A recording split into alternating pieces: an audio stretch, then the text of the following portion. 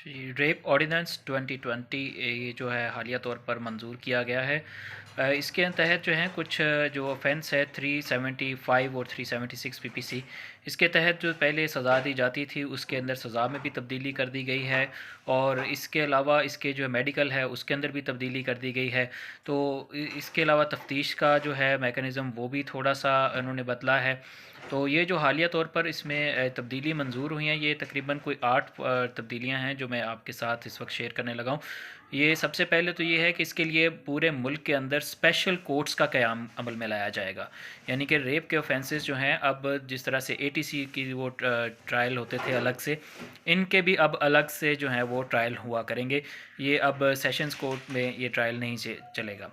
तो इसके लिए पहली बात तो ये कि जो पहली तब्दीली है वो ये है कि इसमें ट्रायल जो है इसका वो तब्दील किया गया है। उसके लिए स्पेशल कोर्ट्स का क़याम अमल में लाया जाएगा। और नंबर 2 इसमें ये है कि ये जो दूसरी चीज़ होती है कि फ़ौरन ही जब एफ़आईआर होती है तो उसके साथ इन्वेस्टिगेशन होती है।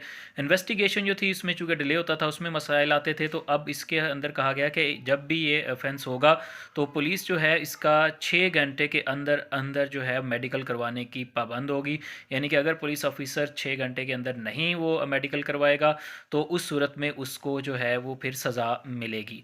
तो एक तो ये दूसरी तब्दीली इसके अंदर आई है। और तीसरी बात ये है कि जो इसका ट्रायल मैंने कहा चूँकि स्पेशल कोर्ट्स में किया जाएगा तो उसके लिए उन्होंने टाइम भी मुकर्रर किया कि इस केस का फ़ैसला जो होगा वो 4 माह के अंदर जो है केस का फ़ैसला सुनाया जाएगा।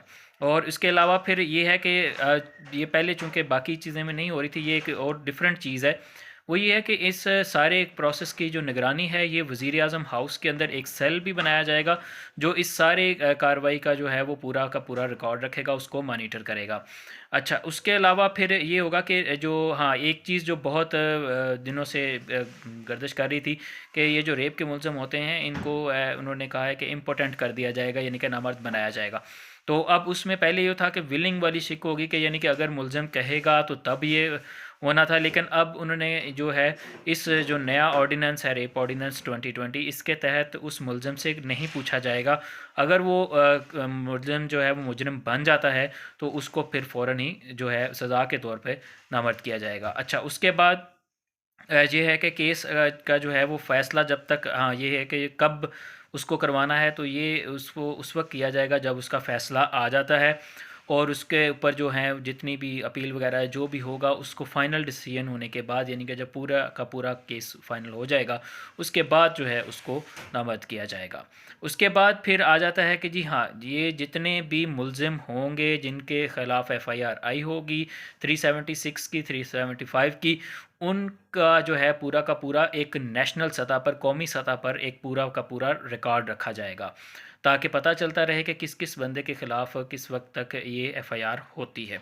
तो ये पूरा का पूरा रिकॉर्ड रखा जाएगा, बनाया भी जाएगा।